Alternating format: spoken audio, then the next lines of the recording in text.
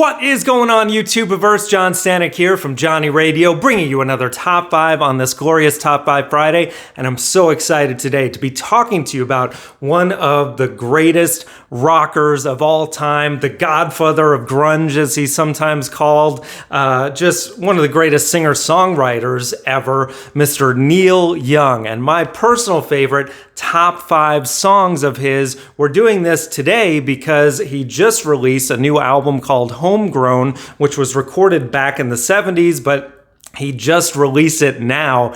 Talk about a treasure trove. Hopefully there's some great stuff on it. I haven't had the chance to listen to it yet, but these are my personal favorites. Really hard to whittle down, but I think I did it. Here we go at number 5. Rockin' in the Free World from his 1989 album Freedom. This is a classic. That guitar riff alone, that dun dun dun dun dun dun dun dun dun dun dun, and you just want to sing along and be like, yeah, keep on rocking, man. And you know, the first time I heard this song was actually, I believe it was 1993 at the MTV Video Music Awards, where Pearl Jam played one of their new songs and then brought Neil Young out on stage and performed this song together. And it was just one of the coolest things to see a young band kind of honoring someone from the past who was still out there doing his thing and doing it well. And it was just so cool, and just gotta love that song. So that's at my number 5. Now at number 4. Downtown, let's go downtown. Downtown. Speaking of Pearl Jam, after they collaborated on that performance in 93, they actually made an album together in 95. Instead of using his backup band Crazy Horse, he used Pearl Jam on Mirror Ball, which is a fantastic gem of an album if you haven't heard it from start to finish. But Downtown is my favorite track on here. It's got such, again, another great guitar riff by Neil Young. It's what's so cool about Neil Young is he creates these very simplistic guitar riffs, but they just have such a groove to them. He's kind of like Tom Petty in that way, but then, I mean, it's just such a fun jamming song, and Pearl Jam goes all out on it and brings it up to another level, especially the drumming of Jack Irons at the time. Really cool, fun song, and that's at my number 4. Now at number 3. Down by the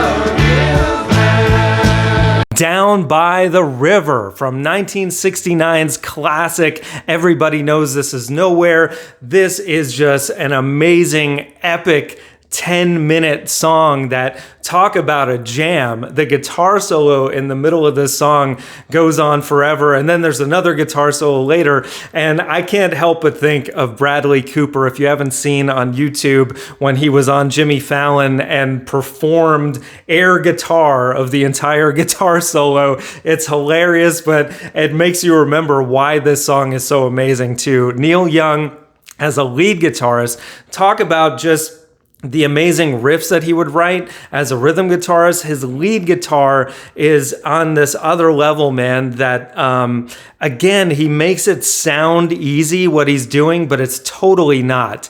I mean, he's not a virtuoso like Hendrix was, but he's got his own thing going on that's like this raw, passionate sound that is just so cool. And also, a side note, David Gilmour from Pink Floyd said that he kind of based the vibe of Dark Side of the Moon on this track, which makes sense because it's just that 2-chord thing going back and forth like the beginning of Dark Side of the Moon. Just an amazing, epic song, and that's just at my number 3. So now at number 2,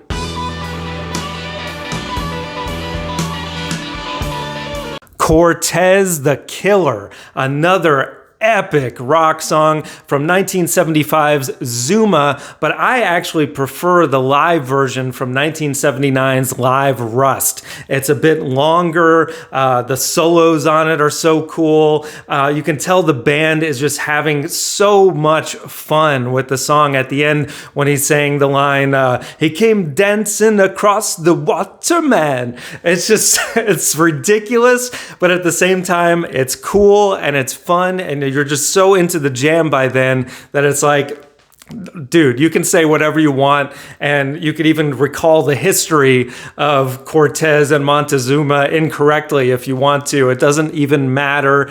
It's just such a cool song, and that's at my number 2. So now at number 1, Keep me searching for a heart of gold.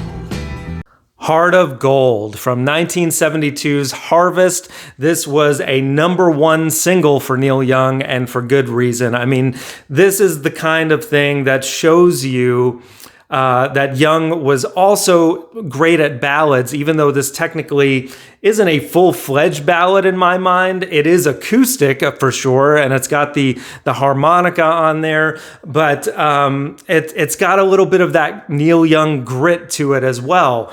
It also features some great background vocals by Linda Ronstadt and James Taylor, and it's just a beautifully written song. I love the chorus. I mean, just the verses as well. I want to live, I want to give, I've been a miner for a heart of gold. Just a gorgeous song that really stands the test of time, and that whole album was magnificent. I mean, and let me just stop here. That was my top 5, but so many honorable mentions that almost made my list, like Old Man from Harvest, Harvest Moon, The Needle and the Damage Done, Hey Hey My, so many amazing tracks through his career, and he's still doing it, guys. I mean, this new record, of course, was recorded back in the 70s, but Neil Young's been a busy guy throughout his entire career, and there's just so many amazing songs, but those were my top 5. So let me know, what are yours? I'd love to hear in the comments below. If you're so bold, leave me a top 10.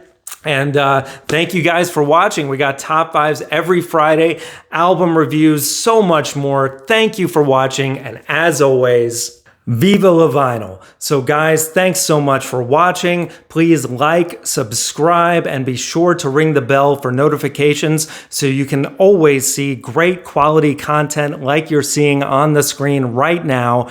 Thank you so much for supporting Johnny Radio, and I'll see you soon.